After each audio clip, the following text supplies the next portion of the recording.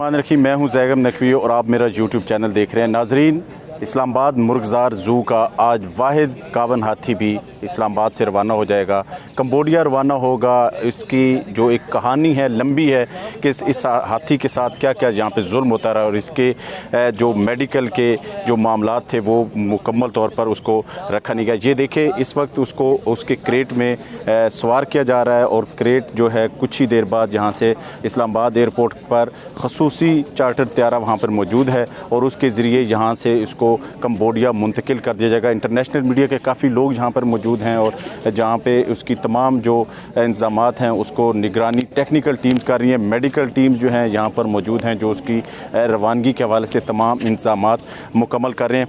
लेकिन चूँकि यहाँ पे जो एक वाहिद हाथी है जो एक तफरी का जो मुर्गज़ार ज़ू में मौजूद था और बच्चे यहाँ पर उसको बड़ा इंजॉय करते थे, लेकिन यहाँ पे आज हम कहें तो नाअहली की वजह से यहाँ से मुंतकिल हो रहा है। उसमें नाअहली की जो एक लंबी दास्तान है और उसका जो हतमी फ़ैसला था वो इस्लामाबाद हाई कोर्ट के चीफ़ जस्टिस अतर मिनल्ला की जानिब से दिया गया था। और अब हमारे साथ इस वक्त भी मौजूद हैं साकिब, जो कि सीनियर रिपोर्टर हैं और यहाँ पर इन्होंने पूरा जो मामला है हाई कोर्ट में कैसे पहुँचा और उसमें उसी बारे में इनसे पूछते हैं कि साकिब, ये मामला इस्लामाबाद हाई कोर्ट में पहुँचा कैसे और उसमें आखिर हाई कोर्ट ने क्या हुक्म दिया, और जो ये बताएं कि जो मुख्तलिफ़ रिपोर्ट्स वहाँ पर पेश होती रहीं, जो हाथी के जो खुराक था, मेडिकल के जो हवाले से जो इंकशाफात किए गए, उस बारे में भी तफसीलन बताएँ।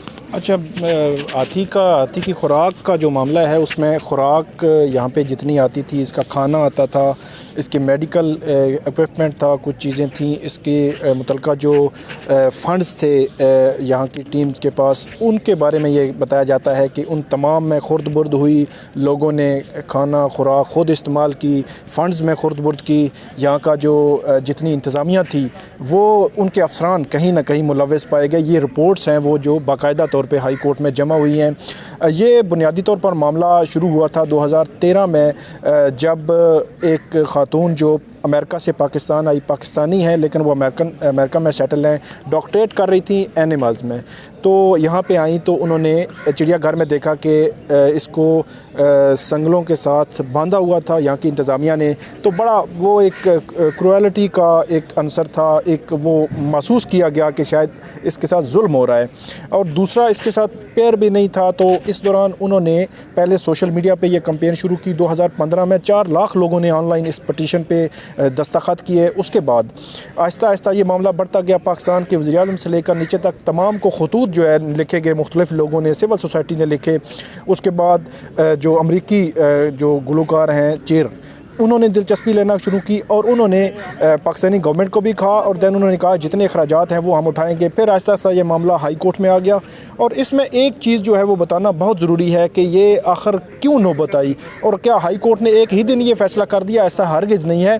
बल्कि जब रिपोर्ट्स आ रही थी कोर्ट के पास तो हम देख रहे थे बार बार कोर्ट जो है गवर्नमेंट को और जो माहौलियात के यहाँ पे वजारत है, मुतलका जो मौसमियाती तब्दीली की वजारत है, उन हुकाम को और यहाँ की जो इंतज़ामिया है चिड़ियाघर की, उनको कह रहे थे कि इसमें जितनी बेहतरी आ सकती है वो लाएँ। इसके मेडिकल की चीज़ें हैं और इसके अलावा जो एक्सपर्ट्स हैं आप एनिमल्स के हवाले से उनको बुला के इसमें बेहतरी लाने की कोशिश करें। लेकिन जब आखिर में कोर्ट ने देखा कि इसका कोई हल नहीं है तो ये ऑर्डर किया गया कि इसको महफूज पनाहगाह में शिफ्ट किया जाए। फिर ऑर्डर हो गया, फिर उस पर इम्प्लीमेंटेशन शुरू हो गई।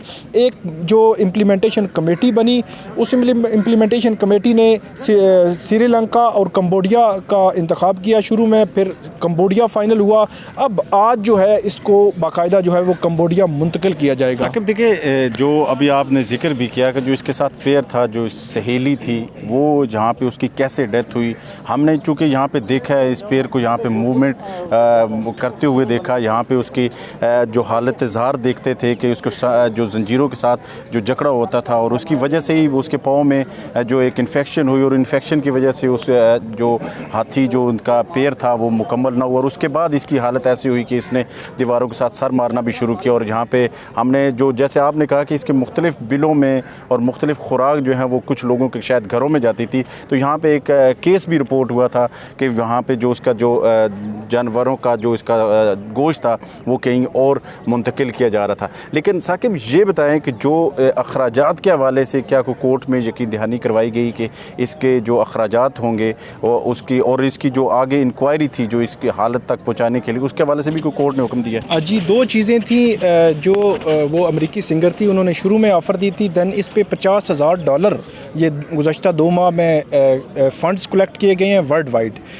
प्लस जो इंटरनेशनल एक्सपर्ट्स की टीमें हैं वो भी NGOs हैं उसके बैक पे। पाकिस्तानी गवर्नमेंट का इसमें ₹1 खर्च नहीं हो रहा। 2 माह से वो यहाँ पे हैं। डॉक्टर आमिर खलील ऑस्ट्रिया से यहाँ पे आए थे, उन्होंने मुकम्मल तौर पर ट्रेन किया है क्योंकि यहाँ पे वो तकरीबन 35 साल से ये कावन यहाँ पे है। अब इसको जो पनागाह है मुख्तलिफ वहाँ पे 80 हाथी होंगे, जो कंबोडिया की पनागाह है वहाँ 80 हाथी होंगे, उनके दरमियान में रखना है। तो 35 साल जो हाथी अलग रहा है, तो ख़ास तौर पे चिड़ियाघर में बंद रहा है, उसको उनमें रखना ये भी एक पूरा प्रोसेस होगा। वहाँ पे 2 से 3 माह लगेंगे इस पूरी टीम को। दूसरी जो बात इसमें आपकी बात यहाँ पे मादरत चाहूँगा, लेकिन यहाँ पे उन्होंने बड़ा यकीन दहानी भी तो कराई है कि जो मेडिकल टीमें हैं उन्होंने इसका पूरा जायज़ा लिया है कि इसको लाजमी बात है वो मेडिकल इसको ट्रीटमेंट करने के बाद जहाँ जब मुंतकिल करेंगे उसके बाद भी इसकी निगहदाश्त जारी रहेगी। लेकिन जो बात है कि जहाँ इस हालत तक पहुँचाने के लिए जो ज़िम्मेदारान थे, क्या उनके हवाले से भी कोई कोर्ट को यकीन दहानी करवाई गई है या कोर्ट ने ऑर्डर दिया है? जी, उसमें ये था कि वो मामला कोर्ट ने पेंडिंग कर दिया था कि जब तक कि कावन की मुंतकिली नहीं हो जाती उसको हम आगे नहीं बढ़ाएंगे। उसमें इंटरेस्टिंग बात मैं आपको बता देता हूँ कि आज जो मलिक अमीन असलम यहाँ पे क्रेडिट ले रहे हैं, या जरदाज गुल हैं वज़ीर हैं, या दीगर जो वज़रा हैं, या दीगर जो मौसमियाती तब्दीली के अफसरान हैं, इन तमाम के ख़िलाफ़ कंटेम्प्ट केस पेंडिंग है। और जो इसमें मुलव्विस रहे हैं इस सारी नाअहली में, उनके ख़िलाफ़ कार्रवाई के हवाले से भी चीज़ें हाई कोर्ट ने पेंडिंग रखी हुई हैं। अब ये कावन चला जाएगा तो वो मामला दोबारा खुल जाएंगे। देखिए, बिल्कुल जो कावन आज चला जाएगा और इस्लामाबाद मुर्गज़ार ज़ू की रौनकें समझें कि मांद पड़ जाएंगी। लेकिन दूसरी जानब ये बताया जा रहा है, जो हुकूमत जो यहाँ पे वज़रा थे उनकी जानब से ये कहा गया है कि एक पूरा प्लान जो है PC1 तैयार किया जा रहा है कि जो ज़ू है इसको दोबारा नेशनल पार्क के तौर पर इसको मुतारफ़ कराया जाए और इसमें मुख्तलिफ जो जानवर हैं वो लाए जाएंगे। लेकिन ये कब होगा, कैसे होगा, इसके लिए इंतज़ार करना होगा। और जो इस वक्त तक हो चुका है उसकी हम भी देखेंगे कि उनके जो ज़िम्मेदारान हैं उनके ख़िलाफ़ क्या कार्रवाई होती है। बहुत शुक्रिया।